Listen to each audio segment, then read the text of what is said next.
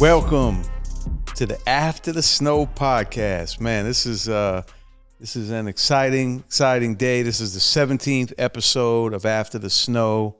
We're gonna, of course, be talking about Snowfall. We're back in season 1, but special day today. A lot of interesting special things going on. I'm your co-host, Dave Mays. Why is it so special, Dave? Tell us why. Well, because you back. Yeah, thank you. There you go. I there mean, you we're going to bury the lead, or we're going to let people know what's so special here. No, the real reason it's so special is because we're all together, right? Oh, that's another special day. We didn't recognize that one. Yeah. That as well. It's our first time doing After the Snow in person, and we have Brett back with us. Me and Rick been holding it down. Yes, we know, but this is, Do you feel the difference when I'm here? Absolutely. Yeah. Okay. Yeah. All right. Ladies make a difference, huh? It's a stronger show, and no, for real, because It's just a smooth talker. Okay. You bring up topics that I didn't see, and I mean, even Dave sometimes bring up topics that I didn't see, and he brings it back to me, and it's always good when you have somebody that remembers what happened. Thank you. I'm gonna try. I got short-term memory loss. Oh no. So we're here at La Create Space, which is located in the heart of Inglewood, Los Angeles. I should stay on the street, Dave. Yeah? Right across the street. I had a house right there. Wow. Yeah. That's crazy. Yeah, make it clear it's Inglewood in California. Inglewood, California. Inglewood section of Los Angeles. Right? Yeah, So it's a make different it Inglewood, yes. And historic center here, but La Create Space is a beautiful Black-owned production space here that's available. They do events. They do all kinds of productions here. Love the vibe not just in here. Black-owned. I got to give a special shout out. Is Alpha Man on too? Okay, my brother, my first fam. Okay, Yes. For those of you who don't know, I am an AKA, and the owner here is an Alpha. So we are connected on a different level. Yeah. So I got to make sure that is known. Yes. Thank you. So, and we had a big day today here in LA. We just finished we were all together coming from Hollywood, from the site of Top Billin, the new Breakbeat podcast with Bill Bellamy, live from Hollywood Boulevard. On the block. Yeah. It's always so nice to have everybody kind of do like a little bit of a crossover. To have Rick in the house while we were shooting with Bill was pretty cool. I loved that. Right? Yeah. Did you like being there? Yeah, it was cool. I couldn't picture the setup at first. Dave was kind of telling me about it. It's windows. Yeah. And you have to see it to understand. It looks like Good Morning America or something. Where they're sitting out and over Manhattan, and you can see everybody, and everybody can see you, and they can walk up to the window, and people are taking pictures. It was amazing. What's crazy is that we were there to shoot Bill, and we had some incredible guests with T.I. and John Sally and Too Short, but we can't ignore the fact that people were going crazy to see you and to meet you. TMZ pulled up today, actually, thinking that they were going to see the guests that I just named, but they didn't realize that Rick was going to be there, and the crowd went crazy. The buses went crazy. The TMZ buses that were there, and the camera guys that were there shooting for TMZ were very excited to see Rick on the block. I thought T.I. they really gave T.I. a warm welcome. I mean, yeah. But you were a close second. I'm gonna got to be honest. Everybody's like, okay, look, Rick. I don't mind taking Ross. second to T.I. Yeah, that's right. It's not bad to come in second to T.I. Yeah. I'll take that one. But yeah, it was a wonderful day. I think we got some good shooting in, and some people gonna be looking for. I think Bill's show is gonna do really, really well. Yeah, I'm excited about the whole way it's set up. The set, the window, the guests that he's getting on the show. Everybody's coming out for him.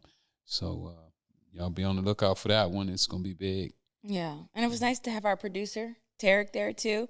Yeah, I feel like Tarek is like Johnny on the spot. Like if we call him, he's there. No matter where we are, no matter what city, no matter what location within that city, like Tarek is gonna show up. Whatever we need, even if we don't need him for anything, he's just gonna be there as a support. So shout out to our incredible producer. Shout out. Much love to no Tarek. doubt, no doubt. You always need a good producer when you're doing these podcasts, because there's so much unexpected stuff. You know, in Chicago, they stole my headphones. You know, I set the headphones on the table, and somebody walked off with them. Only in Chicago. I hate that too. As a Chicago native, I hate to hear that. But I'm not surprised. It's happened to me a few times with other things, so not surprised. But I'm sure you were about to say, right, Tarek helped you out, right? Like he was there to help you out. Absolutely. He came right back. He's everywhere. He's everywhere. That's what I mean. He's Johnny on the spot. He's everywhere. Yeah.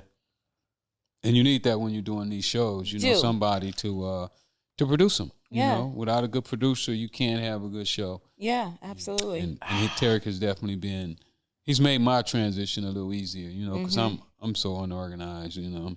I'm in Chicago one day, and I'm in Washington, D.C. and Cincinnati. You know, when you're moving around like me, and I try to travel light. You know, I don't want to put bags up under the plane. I want to put everything in my backpacks and jump on. So a lot of times I don't have all my stuff, and Tarek has, you know, helped keep me organized. Yeah. Tell us about D.C. because you were in D.C. last week before the fight. Big fight. But you had a big fight out there. You went to the Go-Go. I need to hear about that. Oh, man, the Go-Go was crazy. You know, they got these bands, and you know, most of us heard doing the butt, right. So we don't know about the rest of the Go-Go music, and in Washington, that's the music that rule. You know, it ain't hip hop. You know, it ain't R&B. It's Go-Go.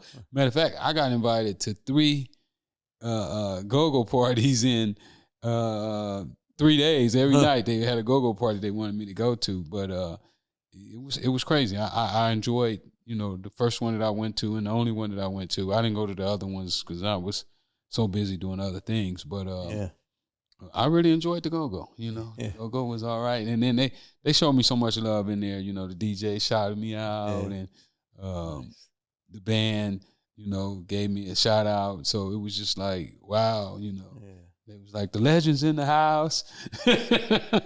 So, you know, I ain't really used to having that type of attention. I'm getting used to it, but it's still kind of new to me. I don't know. Sometimes it'd be a little embarrassing, but God, you sound like Dave. Like Dave's always been such a behind the scenes kind of guy. So this kind of newfound stardom and recognition. You know, people know his name, but I don't think people really necessarily always know his face. You know, but as soon as they hear the name and the story, they're like, oh, yeah, shit, that's who that is. That's the Dave Mays. Okay, got it. But you know, even today a little bit, you know, after you walked away, Rick, you know, some people, once they heard that was the Dave Mays, it started the source and all of his accolades and whatever, then they're like, oh my God, that's the Dave Mays. You could see you weren't really sure how to accept, you know, the compliments and the greetings from the fans that were on Hollywood Boulevard today. So you're getting used to it though, I think. Yeah, it's a new step for me. I've always been behind the scenes more over the years, but you know, definitely starting to get used to being out a little bit more and being more of a presence for people to see and hear from. And you know, even doing this podcast with Rick has been you know, something new for me that I. You know, well, they getting to know your face because everywhere I went, they asked me about the show. Wow. You know, and people started telling me, hey, I watch the show all the time. Yeah. I was like, huh? Yeah, that's good. That's pretty cool. Yeah. I guess I'm not nervous. Not that, listen, I'm by no means a real Rick Ross or a Dave Mays by any stretch of the imagination. So, but I'm not nervous, I guess, being on camera or talking anywhere because I've been around this for so long, you know, and having produced for Oprah, who's obviously one of the biggest media moguls in the world. I think I'm just used to being around people like that and in this world and in this industry. So I'm more I guess comfortable in this space. But I guess I don't have to worry about it because I'm not getting recognized like you guys. I'm just comfortable in this space right here. Well, you've been absent. Right, I've been absent. Maybe that's what it is. Yeah, you've been absent. You know, my little 2,500 Instagram followers. I don't think I have too much to worry about. I'm not like you guys. I'm not big time. Well, you're gonna get there because they're gonna get to know you now. So you're back. She's back. I'm back. Here I am. Shout out to my hometown of Washington D.C. by the way, and so your fighter won. Yeah. Big fight for him. Big fight. Anthony Peterson, one of the Peterson brothers. His brother was a two-time world champ. He lost his belt to Earl Spence. Matter of fact, he was the first belt that Earl Spence got. So I hung out with them all the week, and we got the W. He has another fight coming up August the 6th, and I think we're gonna throw a big swim party the night before the fight. Okay. But DC showed a lot of love, man. I sold a lot of books down there. Great. I'm falling in love with DC, man. I don't know how you left, Dave. Yeah, that's what's up. Well, we'll be all together in DC. We spend a lot of time in DC as it is. My family's still there. My mom and the rest of my family. Love you guys. But obviously, everybody relax. There's no city like Chicago.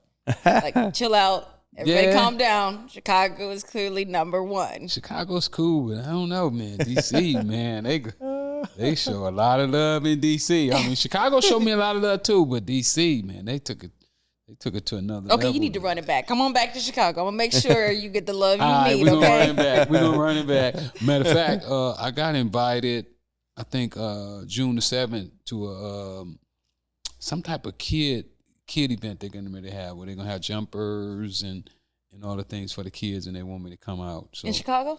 All right. So we're gonna see. We're gonna see. All right, let's do it up. We gotta do it up then. Yeah. It's gonna be nice and warm by then. All right, yeah. Come on back. Done deal.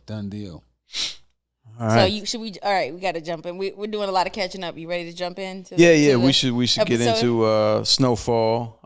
That's the thing that brings us together every week is, of course, we watch an episode of Snowfall and we talk about it and things that maybe inspired us or that we thought about as we watched each episode. So right now we're on season 1, episode 5. Which is entitled 7-4. And this is an episode that takes place on July 4th, kind of weekend in LA. And we continue to have like the 3 storylines going. The Teddy storyline. Last, he was in Nicaragua checking up on things, and now he's trying to fly out of there with the product. With him and Alejandro. We got that's a good one. We got Oso and Pedro and Lucia. Oso getting abducted. Yes. And then of course we got Franklin and his guys. Are all part of this week's episode as well. So the first thing I was thinking about is 4th of July. There's a big celebration going on out at Uncle Jerome's house. Everybody's having a good time. Rick, what can you remember about the 4th of July back in the day? How did things go down? Yeah, we probably was shooting up a car. I remember, back then we used to do a lot of shooting. It wasn't so bad about shooting back then. Shoot up in the air and show your guns off. So everybody got their guns and they firing off so everybody know, oh, man, what was that? Right. So I remember this 4th of July, we was just shooting in the air and kind of got tired of shooting in the air. So one of the little homies pulled up in a car that we call a bucket, something you paid $2,500 for. And I said, man, let's shoot that car up. Wow. And we just started shooting it, man, and we had the AKs and what was that? The AR-15, I think it was, and these guns, you could shoot the car in the back, and you could see it come out the motor. Ricocheting the sparks and stuff in the motor. So that really fascinated us, and we just kept shooting. Now the guy who drove the bucket there. He wasn't in the car at the time. Don't get out of here. So how far away did Everett have to stay back in order to do all the shoot on the car? Oh, we Or it's wasn't not like ricocheting, like hit anybody? No, they're not ricocheting. Okay. They going through bumpers. Oh, okay. This thing was them guns are so powerful that they broke the motor block to the car. Oh, wow. Like it would penetrate the block of the car. Wow. From the you shoot it from the trunk and it would go through the car and then hit the motor and bust it. Wow. We weren't fancy like that in Chicago. I mean, I remember growing up, like, people were definitely going out in the alley, shooting, taking their guns, shooting up. And I just remember all the dogs in the neighborhood. You know, that sound irritates their ears so badly.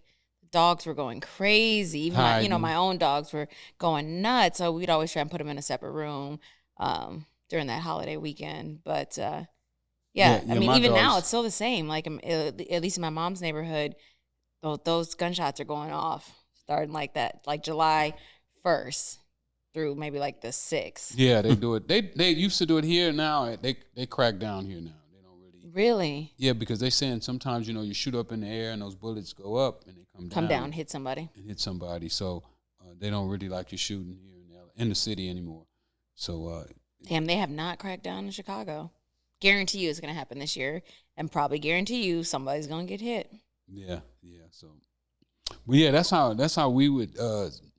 Spend our 4th of Julys. Definitely don't want to be standing out.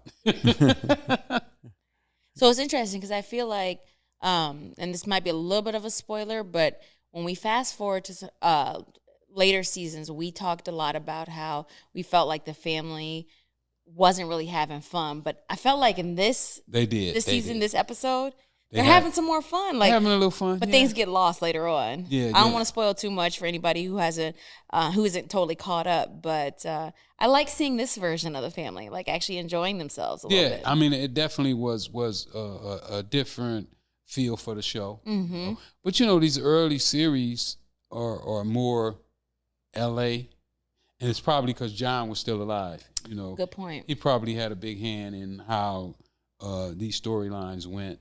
Then, as we know later on during the series, things changed a little bit. Yeah.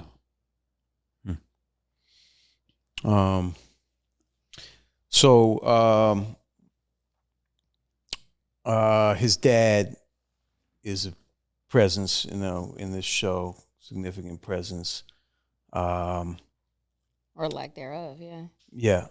But he's, in the earlier episodes we learned Franklin's dad is homeless. And we never found out what happened to him though. How did he get like this? And why did his mom even like him? Right. What I'm saying? Why would she like a guy who they're portraying in the movie right now? The police are choking Franklin out and his dad walks away. I don't see that happening. Right. That was rough. I mean, possibly, but and I don't like the way they portrayed.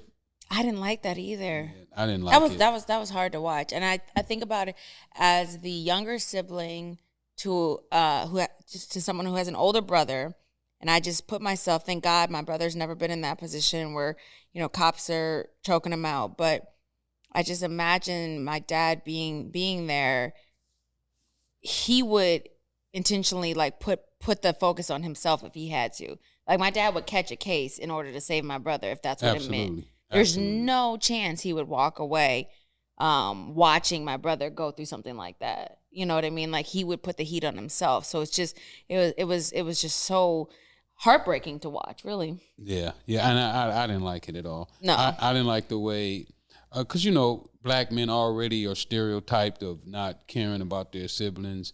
Their sons, yeah. Their sons. Mm-hmm. So to see that happen and to see it be portrayed in that light, for me, was a turnoff. It was a lot, yeah. And I've been choked by the police before, so just for the record. Wow. I know what it's like. And I've been choked when I had done nothing. Really? Not cursed them out or not done anything, yeah. So I know what it's like to be in that position. And did you have a support system around you, like in that moment? Were there friends or family near you as that was happening? No. Usually when they do it, it's when you're by yourself.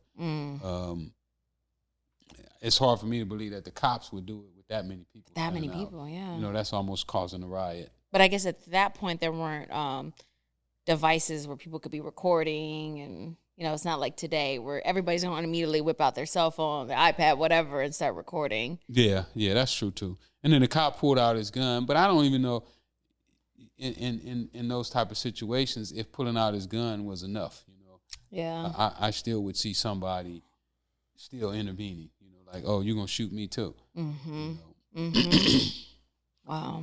Lucky that the black cop pulled up. You know, right. To the rescue. Yep. Franklin's neighbor. Yeah. Franklin's neighbor. What's his? I don't know if it's his girlfriend or Melody's dad. Right? Yeah, exactly. Yeah. It's his girlfriend, but the dad don't know. Right. His little sneaky link, whatever. Yeah. But before that scene happens, where the police show up and Franklin mouths off, and then he gets put in the chokehold and punched and stuff, and the dad walks off. Franklin has discovered some old photos of his dad in the garage because his mom comes home and he shows her this picture of his dad. And this was his dad as a Black Panther. So we kind of, it's never stated explicitly at this point yet, but we get the, understanding right. that his dad was a former Black Panther. So you know he's got some sort of militant, rebellious streak in him somewhere, assuming that he's involved with the Black Panthers. Right. And not an informant. Right. Because the way he walked off, it would be like an informant. Right. That's a very good point. Yeah. Like, now he's caught up, I'm out of here. Yeah, that's a good point. Yeah. What was the presence of the Black Panthers like in L.A. in the 80s? Well, when me and my mom moved out, and I was still young, you know, I wasn't even in elementary school when the Watts Riots happened. And that's when I really noticed the Black Panthers. They were marching, giving out food, and basically supervising the cops, you know, where they didn't want cops to do what we saw happen in Franklin, because back then you didn't even have to curse the cops out. You know, they were just doing stuff to blacks just because. Just like now, pretty much. Nothing's changed. Yeah, nothing's really changed. You know? Yeah. So the Black Panthers was feeding people, you know, had food drives, just kind of like a neighborhood police force, you know. I remember seeing the National Guards driving down the streets, you know, when they had the riots and whatnot. I remember the whole Watts Riots, you know, I mean, when it went up in flame. I don't know if the Black Panthers did that. I'm not saying that they set it on fire, but they were kind of like the force that the black community was leaning on. Did you ever get to know any of the leadership of the Panthers in L.A. around that? I didn't get to know the Panthers. My brother marched with the US. So he did take me to a couple US rallies, you know. And the US was like a offshoot of the Black Panthers. They didn't carry guns, to my knowledge. I never saw them carrying guns. The ones that my brother took me to, they would just march down the street, you know, maybe 30 or 40 guys dressed in military uniforms.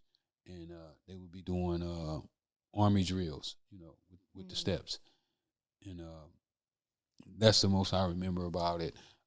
I do remember my brother coming in one night, and the cops had broke his nose. Oh, my gosh. You know, and that kind of gave me a little bit of a sour taste about cops, you know, because it's like, it's my brother, you know, my older brother, too, you know, somebody I looked up to, and you got a problem with him, you got a problem with me. Even though I was only about 4 years old, but, you know. You already had that just protective instinct, right? Right, like, that was my guy. Yeah, you know? yeah. I'm the same way. Yeah, it was my guy. You just put your hands on my guy. You Yeah. know? It was my mom and my guy. Yeah, you know, yeah, my that's brother. me too. With my dad being deceased now, I mean, but always growing up, my brother and I are almost 5 years apart, not quite, but always the same thing. Like, and I come from a family of mostly men, but it's the same thing. I'm like, if you hurt him, like, it's me next. Like I'm coming for you too. You know? Well, my brother and I are 7 years apart. Okay. But, I looked up to him most of my life, and he was my first hero. Same here. Mm-hmm. I get it. Yeah, so that's pretty much what I remember about the Panthers and the riots and whatnot. When I got older, I remember the SLAs. When they had their running with the police and the police shot the house up. They had a big shootout, big shootout.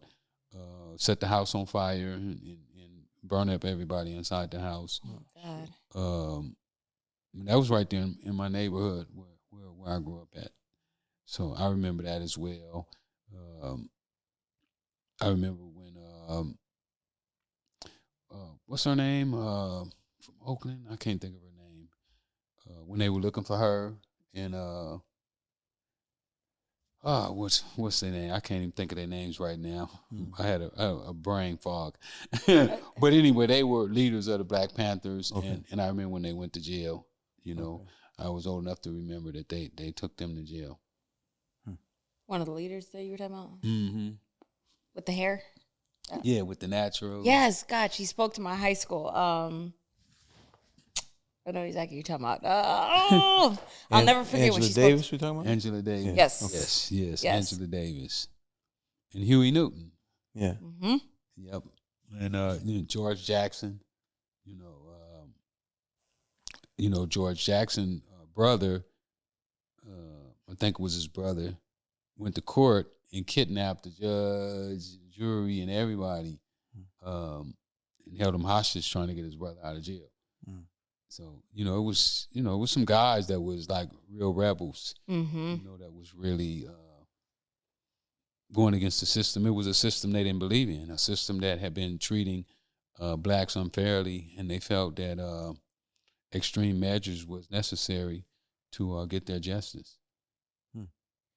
Is there anything you would have done differently in this episode, in that moment with Franklin being, I guess the reason we're choked out, and obviously we said we wouldn't want his dad like walking away and just leaving him there, but is there anything else you would have done differently in how Franklin handled things, how his mom handled things, the crowd?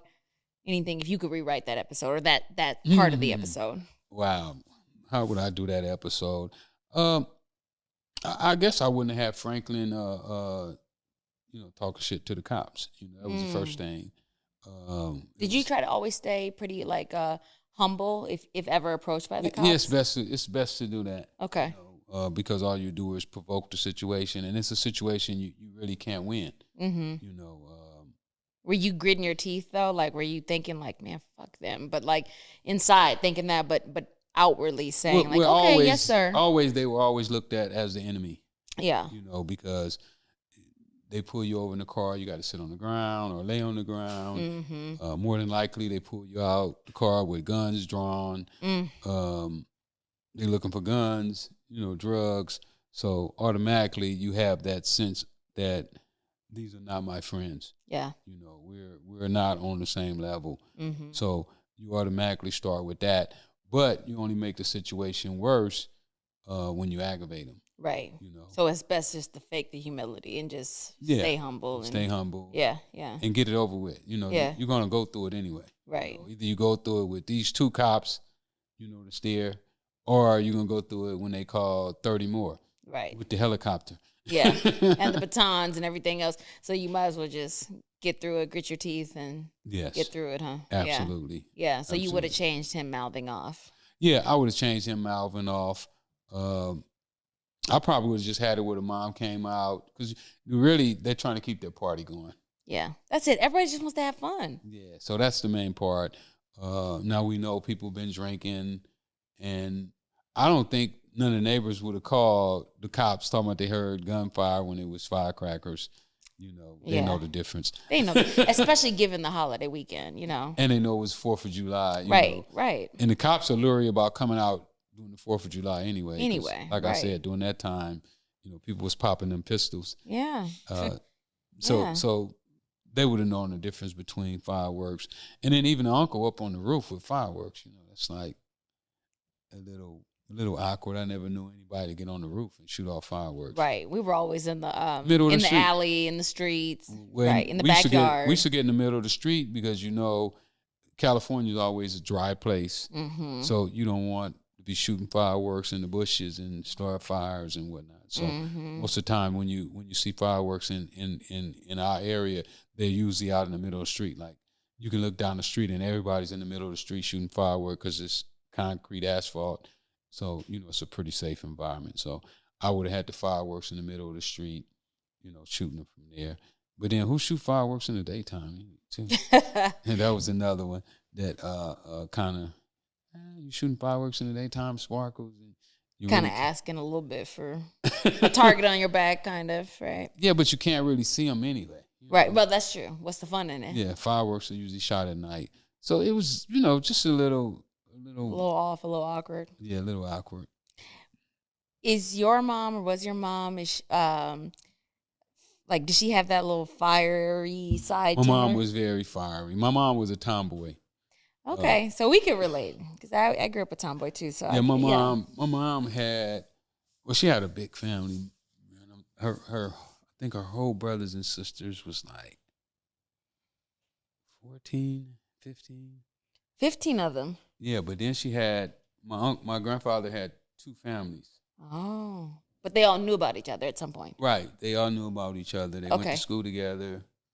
I think him and my grandmother got married at like 13 years old. Jeez. Yeah. Wow.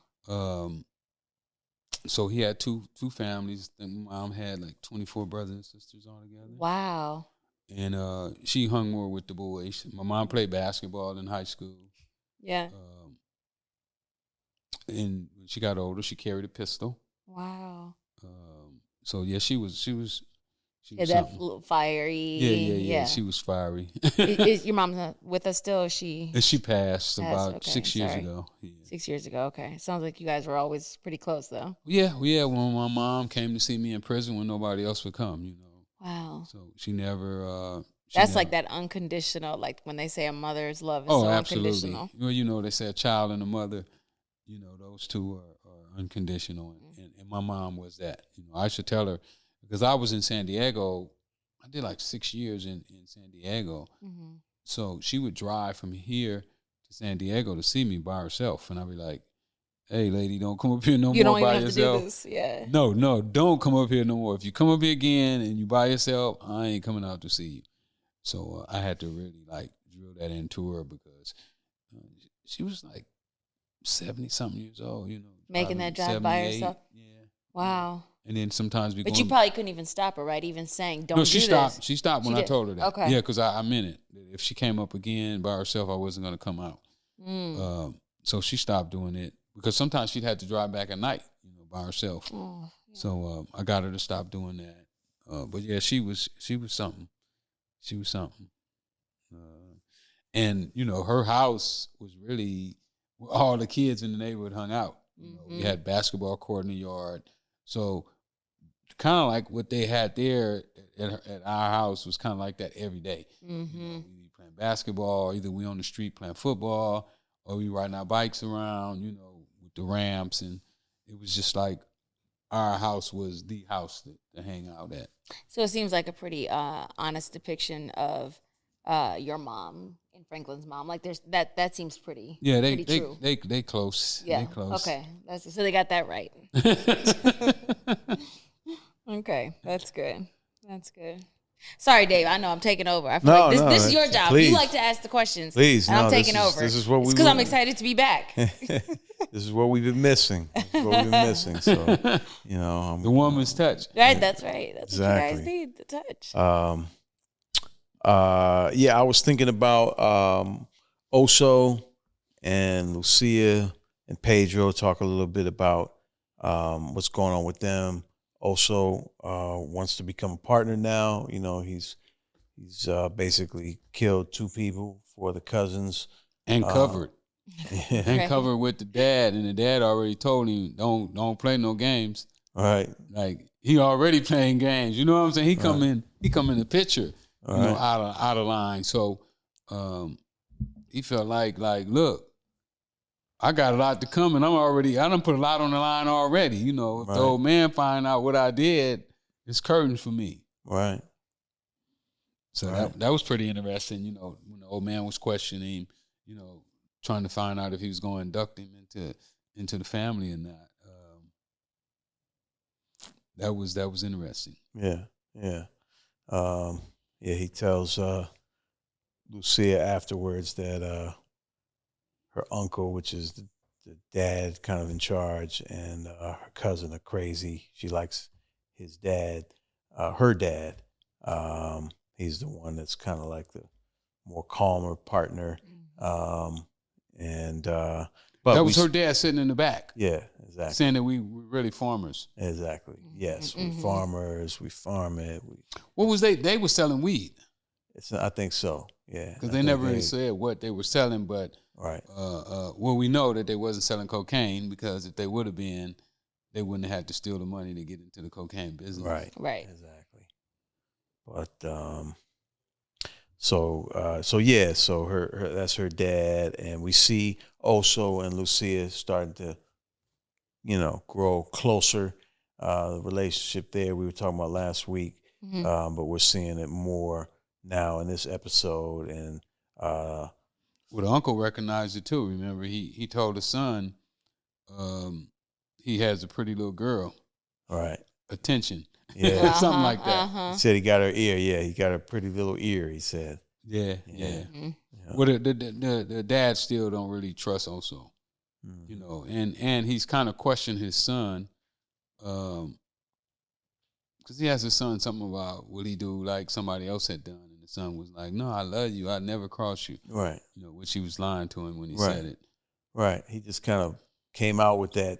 He didn't really even need to say that, you know. Yeah. Kind of told on himself a little bit, and the dad was kind of like, I think, picking up on it to an extent. Well, you know, when your son, you know, you don't never want your son to cross you. You know, like, damn, you crossed me.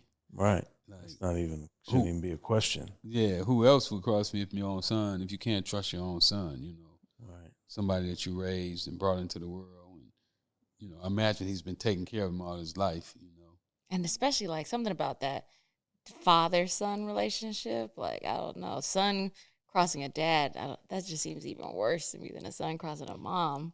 Moms are going to, like we were just kind of saying, moms are going to forgive you no matter what. Your dad might not, though. Yeah. They might get throwing balls up in there. I don't know. Yeah, dad might not forgive you. But yeah, he was, you know, Oso had already crossed them. Really, he'd already crossed that line, you know, enough to, you know, stole their money and killed this guy, you know, one of his main guys. Well, really, probably two of his main guys, because the other guy that he killed to cover up for the other murder, you know, I never really saw what role that guy played in the organization, but apparently it was pretty high. Right. Yeah. He lost two of his top guys over this whole thing. Yeah, over the robbery. Yeah. That's what it was, a robbery. Yeah. So Teddy, we just touched on him real quick. Teddy, again, we just basically see him trying to get out of Nicaragua with Alejandro. Teddy doesn't want to go with Alejandro's plan of where to land the plane. He hasn't had a chance to vet it, so he tries his own plan, and of course they end up crashing in the desert somewhere. And Teddy's going. Did they fly that plane all the way from Nicaragua? Yeah, that little plane, little ass plane. Wow, I don't even like those little 20-minute. You know, when you're going from like the main place to like a little island, you take a little 20-minute whatever. Damn, I couldn't imagine like a couple hours on a flight like that. No, a couple of days. Right. How far is Nicaragua from America? You know, like, wow, they got to fly across Mexico probably. Yeah. It's probably a nice. Yeah, well, they crashed somewhere in the desert. And fortunately, Alejandro isn't dead. He wakes up. And he's getting them up. Looked like he'd been asleep a couple of days. Right. In a coma, huh? Right. Yeah. Right. And then all of a sudden he opens his eyes. A little weird to me, you know, like, where did that come from? You know, they never showed why the plane crashed. You know, I was interested, like, what happened to the plane? You know, why? Yeah, where did that come from? Yeah, where did the crash come from? You know, all of a sudden you just there with the plane crashed, with no information about what happened. It seemed like to me they was just trying to do some fill-ins, you know, to cover for time. Stretch the time a little bit. Yeah. So was there anything in this episode, give or take, that actually happened to you or your people? Nah, not really. I mean, you know, the party, it's kind of normal. Right, but that's like every black family on 4th of July, right? Yeah, everybody's barbecuing on the 4th of July. Right. You know, back in the days, it was more of a neighborhood thing. Like, people used to mingle more. The gangs, well, before the gangs really got really active, you know, be all out in the front of the house and whatnot. Mm-hmm. But most of the time when people throw parties, you know, they do it in the backyard. Yeah. You know, not all out in the front. True. I don't think we've ever thrown a front yard party. Front yard party. We've always done back, and like you can look down, see your neighbors, whatever. We might like stop by our neighbors, or they'll come over to ours, or whatever. But yeah, you know, we're not doing things on the front yard. That was more like a street party. Yeah. What do they call it? Like a block party. Like a block party. Yeah. So nothing you were remembering relating to that actually happened to you necessarily, other than 4th of July party that we all do. Okay. So the last thing we see in the episode is Franklin on the roof with his buddies, Leon and Kevin. And, you know, Franklin earlier in the episode was kind of arguing with Leon about Leon wants to bring Kevin into the business, and Franklin wants to keep his circle small. But wait, time out. But didn't they? Am I forgetting or confusing an episode? Didn't they also like try some of the product or something in this episode? And Franklin was pissed off. Am I? Try some? No, I don't think they tried any. No, product. I didn't see that. I okay, don't remember that. Okay, all right, cool. But at the end, like last episode, the last thing it ended on was Franklin at Avi's house telling Avi, look, I've had enough. This is too crazy for me. I'm out. I'm giving up. And we talked about that last week. Like, you know, we'll see how long that lasts. So by the end of this episode, Franklin says to Leon and Kevin, hey, Kevin, you know, can I borrow your auntie's car in the morning? Because that way we don't have to take the bus to go see Avi. So he's back in the business. That's really the big news of this episode. Franklin is back in business. I missed the part where he asked so he can go see Avi. I remember him asking for the aunties, could he borrow the car? But I didn't know that. That's what he said. That he was talking about to go see. Yeah. He said, I'm going to see Avi, and Kevin and Leon was like, yes, let's go. You know, they want. But I'm only surprised that he hadn't bought his own car back then. You know, even if it was just like a little something to get. I mean, you could get a car back then for $100. You know, that cheap? Right. Yeah, you should buy. I bought my first Chevy when I stopped playing tennis, and before I got into the dope game, I bought my first Chevy for $100. And we bought, 60. I'm talking about good running cars. Like what? Yeah, they was cheap back then. Chevy 4-door Impala, $200, $150, $300, you'd have a car. But, stuff was cheap then. Back then you could buy a house in L.A. for like $45,000. That's crazy. I'm thinking like, when my brother when he bought Cadillac. his first car, which he was 16 when he bought his first car. He was so proud of himself because he saved up his own money. That would have been 98 when he was 16. And the guy was so nice. It was a white guy he bought this car from. He was like, oh, okay, black boy trying to buy his own little car. I'm going to give you a little break. He had it listed for, I want to say like $5,500. And he cut him a break once he realized like it was a kid buying it for himself. And I think he sold it to him for $4,000. Yeah, but used car. I mean, it looked nice. It was nice. Back then, you could buy a brand new Cadillac for $15,000. That's crazy. So you're talking about a brand new Cadillac. Now you go back to, say, a '62 Chevy. And this is before they was classics. Right. They weren't classics in '78. Right. You could find '62 Chevys and 59, Yeah. Bel Airs and 57s. They was everywhere. Right. So the price was really cheap. Nobody wants to drive those old cars. Right. It was only when the lowriders started to spruce them up and put the wheels on them and everything that the price, and then the videos hit, so people around the country started seeing them before the price started going up. But shoes, I had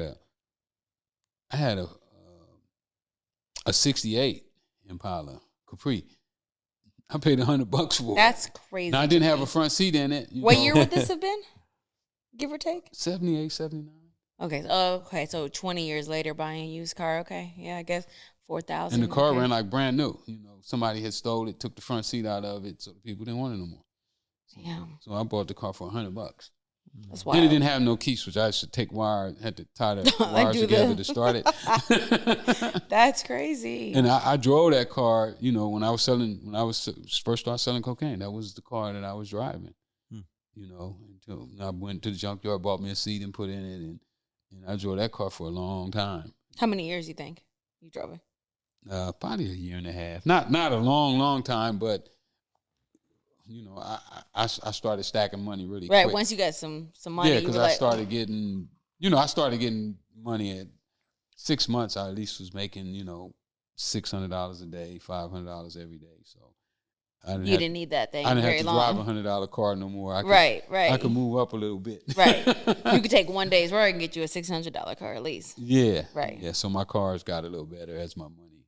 As your money increased, right? And I didn't start off with a kilo either. Right. Yeah. If I'd have started off with a kilo, well, I don't know. I probably would have messed it up.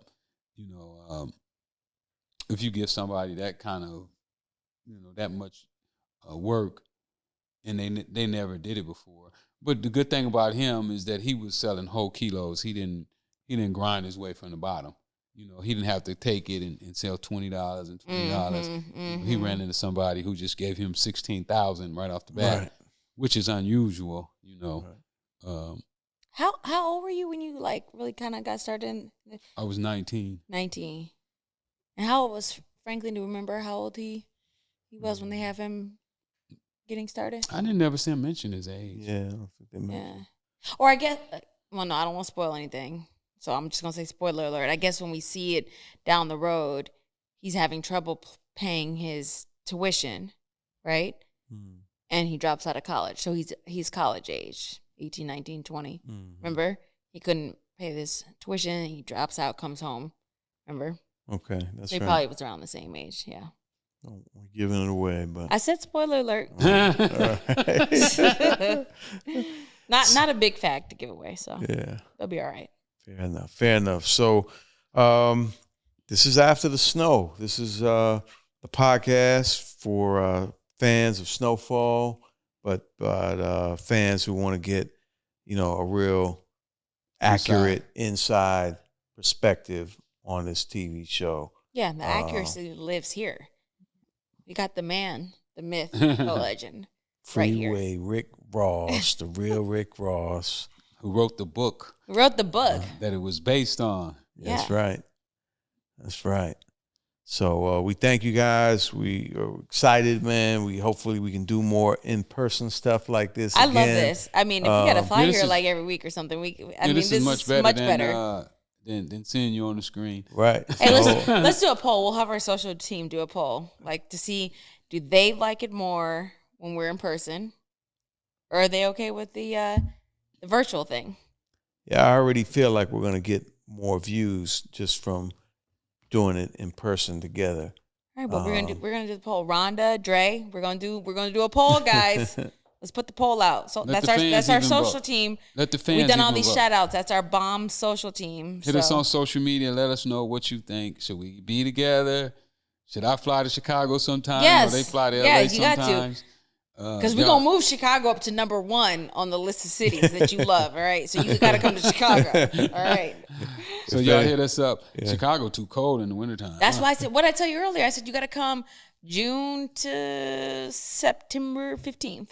Have you been out on a boat on a lake in Chicago? No, never. We're going to take you out on our boat. Never. Yeah. Yep.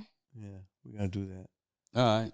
That's it. My man having a white party down there. My man Groove is he's gonna have a yacht party. Oh, A all white yacht party. When? I gotta get the date. I'll get the date and let you know. But I gotta come to that. okay. And there's something called Black Scene where all the black people with boats go out and party on the boats. That'd be interesting. And Dave is a honorary black person. He's always, he's always welcome. Yes. Thank you. No doubt. All right. Well, man, this is awesome, man. Glad we were able to do it this way this week. And big. Yeah, After the Snow, the podcast. We'll be back next week. Thank you. Wait, let's run down the socials. Oh, I didn't give the because socials. we got to put out our poll. That's right. We already know everybody's That's gonna right. like us in person. So you can find us on Instagram at Breakbeat Media, and also on our YouTube channel. Just search up Breakbeat Media on YouTube, and that's where you find the visual versions of our shows. All the audio lives on Apple, Spotify, all the podcast apps where you listen to podcasts. And my IG is at The Real Dave Mays. You guys? Mine is Freeway Ricky. Mine is at I go by Brett J. But I'm thinking about changing it. But for now, follow me at I go by Brett J. Perfect. This is Breakbeat. This is After the Snow. Peace. We see y'all next week. Peace, y'all. Peace.